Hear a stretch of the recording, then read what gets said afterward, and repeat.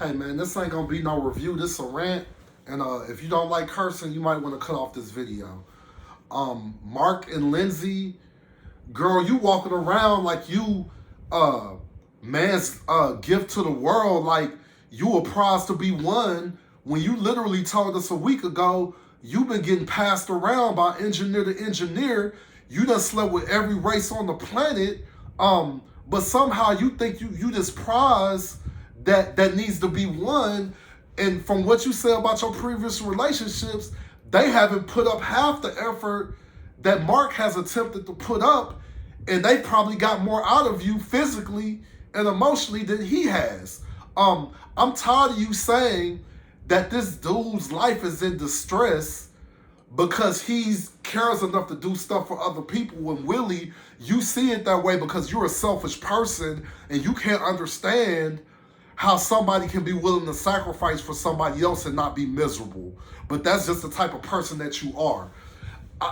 Every time something happens, you're ready to belittle someone, you're ready to talk about someone, but when someone says something about you, all of a sudden it's out of bounds and they don't value you. You're telling Mark that you don't know if you want to be with him, but truth be told, he not fazed by that because he don't think he want to be with you. So what you're saying is not hurting him because he's been thinking about running away from this relationship for at least a week now, the same as you. So you're not who you think you are. You are not some prize that needs to be worked for. You are such a terrible person that until you work on yourself, again, you deserve all the bad relationships that you're going to be in.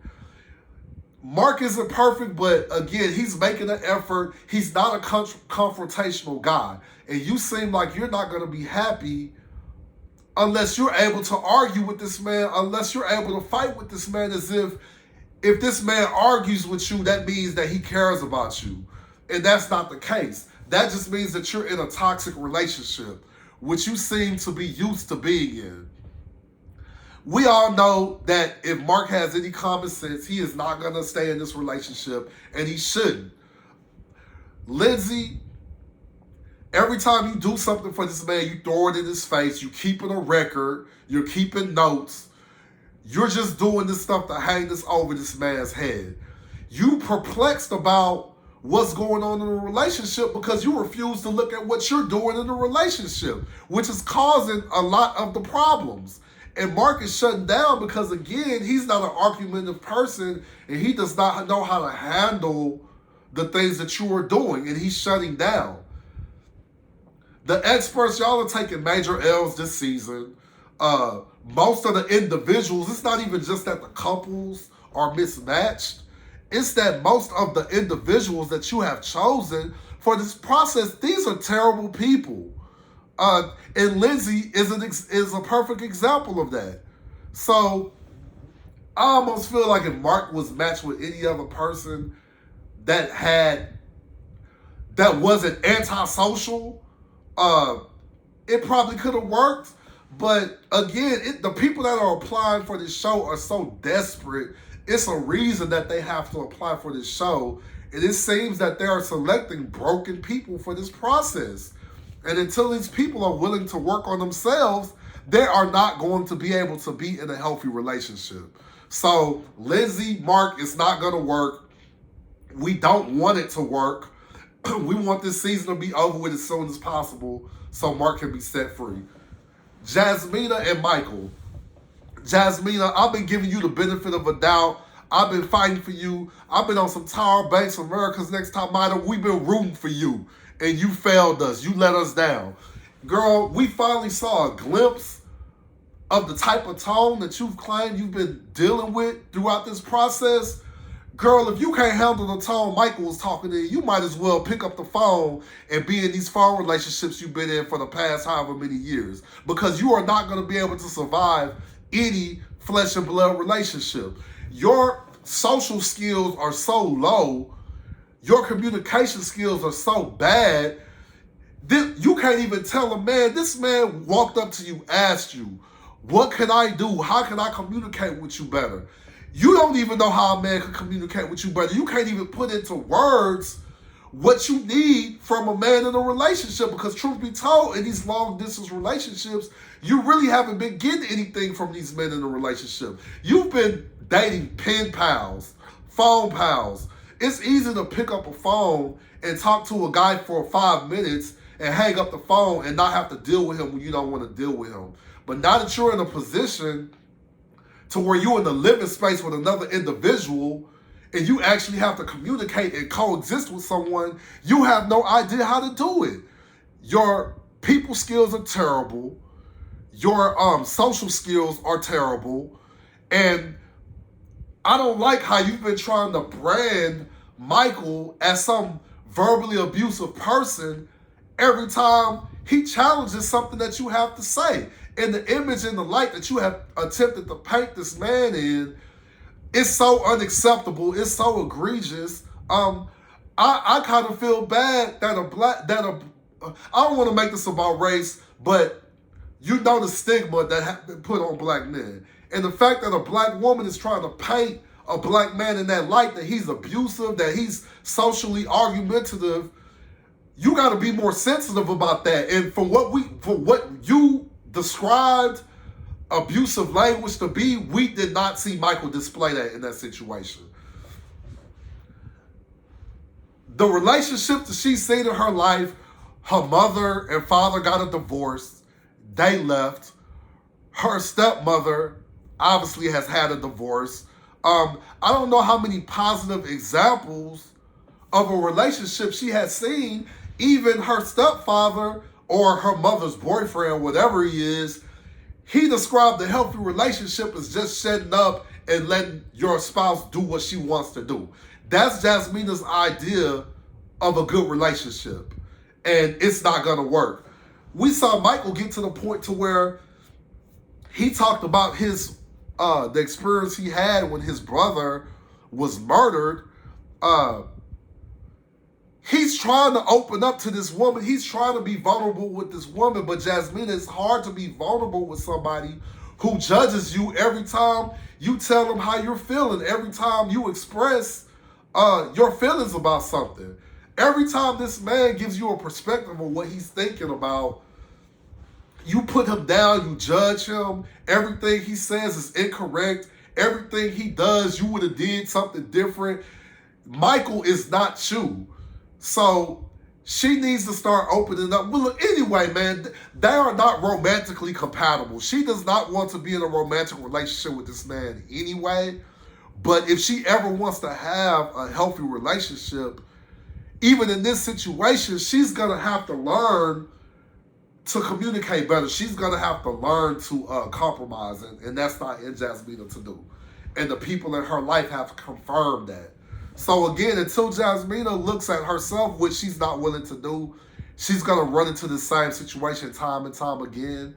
And she's going to continue to keep messing with guys that all they have to do is hang up the phone on her because they don't want to commit with her or be around her. Steve and Noy, look, man, the effort that Noy did, it was cute. That was the most work Steve done did in months. I mean, he had to get off the couch, do investigation work, be a detective, walk around in the sun. That's the closest thing he done had to employment in probably the past 6 months. She made an effort to do something to reach out a hand and say, I do want to be in this relationship. I care about being in this relationship. Just for that, this relationship has a chance to work, but it's still not addressing the core issues that they have with each other. It is still not helping her uncertainty with his employment situation. It is still not addressing, this scavenger hunt is not addressing the issue about children, which, as far as we know, Noy is still not willing to compromise on. So until that happens, it's a good gesture, but it means nothing because their core values and core principles, from what Noy says, are totally different. Again, I'll applaud her for trying to put in effort, but they have a lot of core a lot of core values that don't line up that I don't know will be able to survive a marriage. Yo, man, am I forgetting somebody? Yo, man, look, let's just get straight to it, man. Katina and Elijah One. Elijah One, you are probably, look, man, I don't want to call you a narcissist, but at the very least, you are displaying narcissistic behavior, dude. We see right through you. You trying to break this woman down emotionally. You trying to break this woman's self-esteem down. You trying to mold her into essentially a slave, a servant. Your idea of a good wife is having a woman waiting on you in a kennel until you get home to serve your every need. Now, I want to applaud you. You have on your own house, you have your stuff together, but you keep talking about traditional wives. As a traditional husband, you are supposed to have those things, man. So you are not doing any favors according to the standards that you are setting. That means nothing. That's the bare minimum, the shit you talking about. Your wife is trying to better herself. From what I understood, she's going to school. She might have student loans. She's still trying to build on her life. And you essentially threw that in her face and are judging her for that. Look, man, I knew you were a weak person when you started talking about Isaac, man, because you are so ashamed of who you are. You are so ashamed of the things that you have done, according to you, to multiple women. You're trying to disassociate yourself from that behavior and act like it's another individual doing these things when it's not. The people that have emotionally abused these women, that have used these women for sex, that have discarded these women, it's not Isaac, it's Elijah One, it's you. And we're seeing that same person in this relationship. Your wife has made a great effort to cook for you, to try to do the things that you say you want a wife to do, but you don't want a wife, you want a servant, you want Cinderella. Man, you complaining, you crying and shit because you had to sweep the floor like you want a fucking cookie because you had to sweep the living room floor, man. What the fuck was you doing before you got married, man? Were you not cleaning? Was you crying and whining every time you had to wash a dish, every time you had to sweep a floor? You complaining because it ain't enough for your wife to get help from her friends to set up the housewarming party. You want her to suffer. You want her to go through the grueling task of doing this herself, as if that's the only way you're going to be satisfied if you see that your wife has to, I don't want to say suffer, but has the labor specifically to do things for you. Look, man, you bringing up her crying, you asking her, why don't you cry in front of me? Why don't you cry? You're not a human being if you cry. If you were fucking listening, she never said that she didn't cry. She explained to you that she was in an emotionally abusive relationship, and it's not that she doesn't cry, but she doesn't feel comfortable crying in front of other people because abusers see that as a form of weakness and they try to exploit that. And the fact that not only are you criticizing her, not only are you trying to break this woman down, you're still unsatisfied because you want to see tears, you want to see the results of what you are doing to her. And it's making you upset that she's not showing that to you. Dude, look, man. Again, you were saying that you were putting up a test on the horse ride. Well, not even the horse ride at the gym. You were testing her. You were trying to see if she can handle shit. Again, that wasn't no test, Elijah One. That's who you are. Because you've been doing that throughout this whole marriage. You want this woman to cook. You want this woman to clean. You want this woman to be a servant. But when this woman asks you to paint the kitchen, as a husband, you can't be bothered to do that. You talked all that game during the honeymoon. Oh, yeah, you my wife. You special. You this, you that. You have not displayed any of that. The only thing you sacrifice in this relationship is your hairline. That's it. So, look, man, I'm trying to think of what else this clown done did in this relationship, dog. You probably haven't dated black women.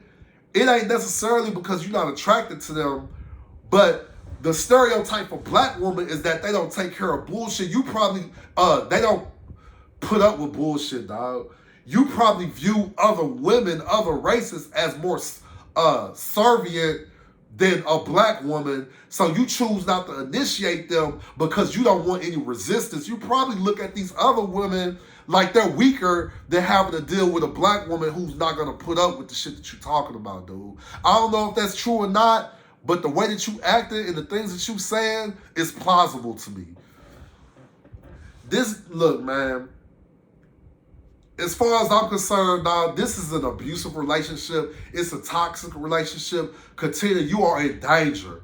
You never want to be with somebody that's intentionally trying to make you feel like you're not good enough. You can never do good enough. You can never live up to what I need you to live on. He's going to continue to tear your self-esteem down as long as you let him do this shit. You need to end this relationship immediately. And Elijah One, just because you got muscles and shit, man, that don't give you a reason. You acting like you God's gift to women and you're not. I don't remember everything that happened in this episode. I'm just very disturbed by these people's behavior on this season, man. Specifically because Alyssa was bad, but at the end of the day, they were not compatible. They weren't going to work. But as far as an individual, Elijah One, this is some scary behavior, man. Like, I was really disturbed by what he was doing to this woman, because you can see it. He is systematically, strategically trying to break this woman down, beat this woman down, and trying to build her up and transform her into whatever slave that he wants her to be. And I hope that she doesn't put up with that, and I hope that she loves herself enough to leave this relationship. You guys let me know what you feel about everything, how you feel. Look, man, the only relationship I see has a chance is Steve and Noy. Steve isn't perfect, but he's a solid guy. He's a very rational guy. They just have a lot of foundational issues that I'm not sure if they're going to be able to overcome. But that's the only one that's plausible. The rest of the relationships, it ain't a matter if they gonna work out or not. They don't need to work out. These people do not need to be together. And shame on the experts for not only selecting these people, but creating these matches, man. These are some toxic relationships. And I just hope that they can leave these relationships in one piece and learn from them and not get put in these relationship situations again. Guys, thanks for watching. Let me know how you felt about the episode. Hope to see you guys soon.